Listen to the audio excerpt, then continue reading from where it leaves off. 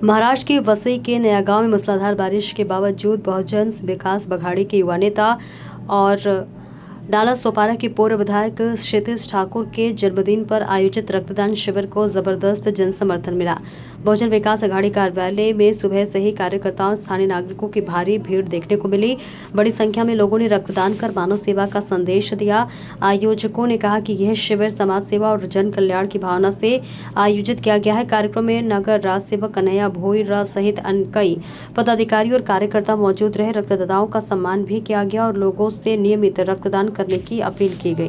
मुंबई सध्या मुसळधार पाऊस पडतोय, परंतु याचे पडसाद ठाणे आणि पालघरमध्ये आज सुद्धा रेड अलर्ट आहे. परंतु नागरिकांपर्यंत खूप कमी जण पोहोचतात आहेत, त्यांना खूप कमी जण प्रश्न विचारतात आहे आणि नागरिकांचे सुद्धा प्रश्न आहेत ते सुद्धा आपण विचारण्याचा प्रयत्न करू. कारण की पालघर हा सुद्धा महाराष्ट्राचा भाग आहे, तिकडे सुद्धा पाऊस पडतो, परंतु बातम्यांमध्ये फक्त नाला सोपारा विरा दाखवलं जातं आणि नेत्यांची कामं दाखवली जातात. आपण इकडे आलो नायगावमध्ये.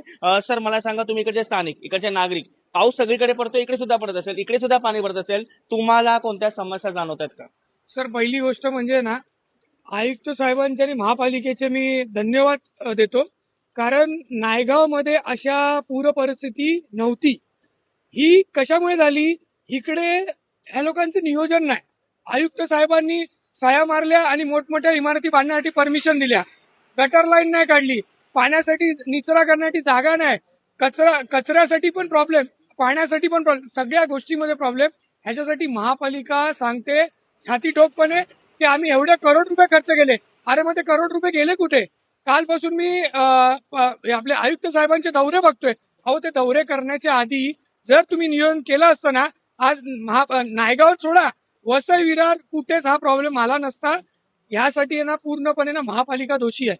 सर, एक प्रश्न तुम्हाला विचारतो. गेले 4-5 वर्ष सातत्याने तुम्ही पुरवठा करताय, त्या रस्त्याचं काय झालं? दरवर्षी पावसाळा आलं की तुम्ही रस्त्यावर येता, तुम्ही आंदोलनं करतात, कुठे ना कुठे रस्त्या बनताना दिसतो, नारळ फोडताना दिसतात, पुढे काय होतं? सर, नारळ फोडले जातात, ड्रोन उडवले जातात, खूप काही गोष्टी होतात, पण त्याच्यानंतर ना जैसे के वैसे. आज तुम्ही मला सांगा, या रोडसाठी करोड रुपयाचं सँक्शन आलंय.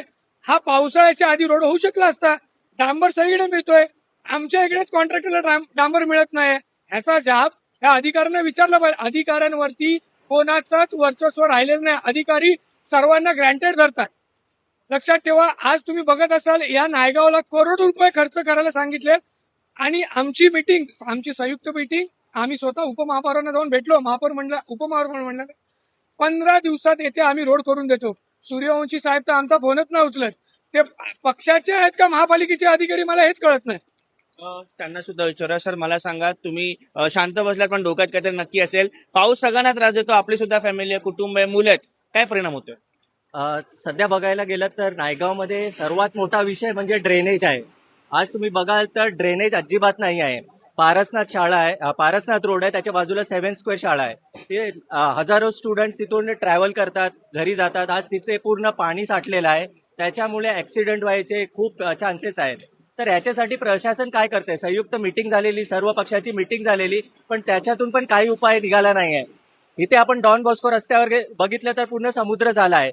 जर हे म्हणतात की आम्ही ड्रेनेजचं काम केलेलं आहे, मग एवढं पाणी का साठतोय? ह्याच्यामुळे विद्यार्थ्यांना पण खूप त्रास होतोय आणि खूप ह्याच्यामुळे ऍक्सिडेंट होण्याचे पण चान्सेस आहेत. विद्यार्थ्यांचा प्रश्न काढला. मुळात नायगावमध्ये शाळा वाढत चालल्यात, विद्यार्थी वाढत चालल्या, पण त्यांच्या सुरक्षिततेचा, सेफ्टीचा कुठेच काही उल्लेख नाहीये. समोर 7 स्क्वेअर आहे, समोर आता ठाकूर शाळा उघडली आहे. शाळा वाढत चालल्यात, अनधिकृत शाळेत. विद्यार्थ्यांबाबत जनजागृती खरंच होत आहे का? मला वाटत नाही की होतंय, पण मनसे आता खंबीरपणे इथे उभी आहे. तेव्हा मी लोकांना एवढंच बोलीन की तुम्हाला कुठल्याही प्रकारचा त्रास किंवा काही अडचण असेल, आज आमचं ऑफिस इथे ओपन झालं आहे, तुम्ही नक्कीच या. आम्ही तुमच्यासाठी नेहमी उभे आहोत आणि आम्ही तुमची नेहमीच मदत करणार. नक्कीच मदतीसाठी संपूर्ण टीम उभी आहे. अजूनही आपण 1-2 प्रश्न विचारू शकतो. पाऊस म्हटलं की थोडीशी भीती वाटते की ट्रेन थांबते, नागरिकांना परेशानी होते, त्रास होतोय, रिक्षावाल्यांचे अनेक समस्या. तुम्ही स्वतः जेव्हा वाहन चालवता तेव्हाचा अनुभव कसा असतो? रस्ते बरोबर आहेत का?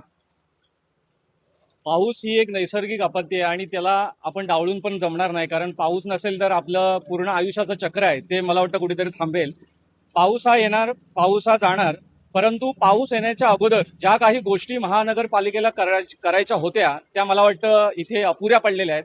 आणि ही परिस्थिती अशी जरी असली तरी महाराष्ट्र नवनिर्माण सेना नायगाव शहर प्रभाग क्रमांक 27 तर्फे आम्ही सदैव सर्व नागरिकांच्या पाठीशी आहोत. कुठलाही अडचण असो, काही पाणी अडकलं, कुठल्या सोसायट्यांमध्ये गैरसोय झाली पावसामुळे, तर जरी महानगरपालिकेने त्याच्याकडे दुर्लक्ष केलेलं असलं तरी एक जबाबदार नागरिक व पक्षाचा एक प्रमुख म्हणून आम्ही नागरिकांसाठी सदैव रस्त्यावर असू आणि त्यांच्या सेवेसाठी सदैव तत्पर असू.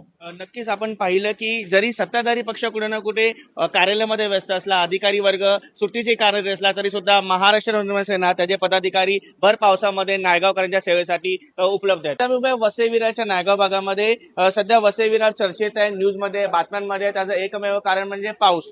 मागे पाहू शकतात, पाऊस जरी कॅमेऱ्यामध्ये कमी दिसत असला तरी भरपूर पाऊस आहे. पण इकडच्या समस्या अशा आहेत की लोकांपर्यंत पोहोचत नाही किंवा लोक समस्यापर्यंत पोहोचत नाही. आपण इकडे स्थानिक आहेत, त्यांना विचारूया. सर, मला सांगा की नायगावमध्ये पाऊस वर्षानुवर्ष पडतोय, परंतु बातमी होत नव्हती, आता बातमी व्हायला सुरुवात झाली आहे. काय झालं? पाणी जास्त तुंबलंय? कोण सपोर्ट करतोय, कोण विरोध करतोय? सर्वात पहिला तुमच्या चॅनलच्या माध्यमातून माझ्या तमाम जेवढं पण महाराष्ट्रामध्ये राहतात, मराठी अमराठी सर्वांना जय महाराष्ट्र. जसा तुमचा प्रश्न आहे की आज जे पाणी भरतोय हे फक्त नायगावमध्ये आमच्या पाणी भरत नाहीये, ह्याच्या अगोदरही पाणी भरायचं. आणि आमचं नायगाव सोडून तुम्ही आजूबाजूचे भाग आहे, तुम्ही जास्ती लांबचा नाही बोलणार तुम्हाला मी. वसईमध्ये तुम्ही बघितला तर कमरापर्यंत पाणी आलेलं आहे. लोकांचे गाले बुडाले, दुकानं बुडाली आहे, घरामध्ये पाणी घुसलेलं आहे.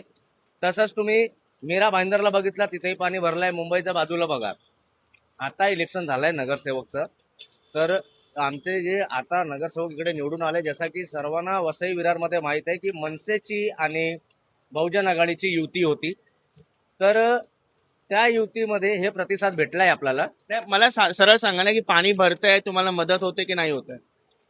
आता बघा, सर्वात पहिला की हे जे इलेक्शन निवडून आले त्याच्यानंतर कामाची जे विषय आहे, तर विरोधी विरोध करणार आणि काम करणारा माणूस काम करणार. तर हे 3 महिने झाले. 3 महिन्यामध्ये आमचे जे इकडेचे नगरसेवक आहे कार्यसम्राट कन्हैयादादा भोईर, तर त्यांच्या मार्फतने गटरचा आता पासिंग झालेला आहे कामा करायचं. की हे ऍक्च्युअल सर्वात पहिला चुकी आहे महानगरपालिकाची, नगरसेवकांची काही चुकी नसतो. पहिली गोष्ट, जेपर्यंत सेक्शन तुम्हाला होत नाही तेपर्यंत नगरसेवक काय आपला पण आपले नगरसेवक सुद्धा महानगरपालिकेला प्रतिनिधित्व करतात ना. तुमच्या मन बरोबर आहे, पण नगरसेवक जेव्हा सर्व तुमच्याशी पत्रव्यवहार करतात, तुम्ही जसा तुम्ही सामान्य जनतेला तुम्ही आश्वासन देतात तसंच तुम्ही नगरसेवकला पण आश्वासन देतात, बरोबर आहे. आता जसं की हे 3 महिन्यामध्ये रस्ता पूर्ण खराब झालेला होता, पूर्ण रस्ता तुटला होता आमच्या नायगावचा. तर रस्त्याच्या कामा सध्या चालू झालेला आहे.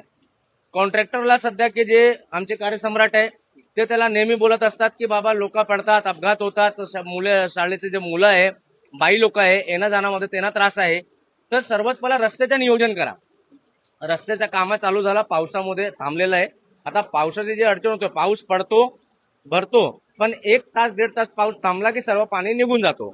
तुम्ही सांगते की तुम्हाला नगरसेवकांचा प्रतिसाद मिळतोय, आमदारांचा काय प्रतिसाद मिळतोय का? नाही, आमदारचा मॅडमचा आतापर्यंत काही असा प्रतिसाद भेटला नाहीये. की सर्वात पहिला जसा की आमदार म्हणतात की गटरा विटराच्या माझा काम नाहीये. नगरसेवकांचा हे आमदार मॅडमचा आहे की आमच्या अंडरला येतो, हे खरी बातमी, त्यांच्या अंडरला येतो. तरी आमदार मॅडमचं हे आहे की जे हायवेवर पाणी भरतो ते हायवे तर त्यांच्या अंडरला येतो, तर हायवेला पाणी नाही भरला पाहिजे ना. इकडे तर नगरसेवकांचं काम आहे. तरी असं मत आहे की आमदार असो किंवा नगरसेवक असो, तुम्ही माणूस आहे, तुम्ही महानगरपालिकेला स्वतःही बोलू शकतात की या शहरामध्ये पाणी भरत आहे, त्याच्यावर तुम्ही लक्ष द्यावं. ओके.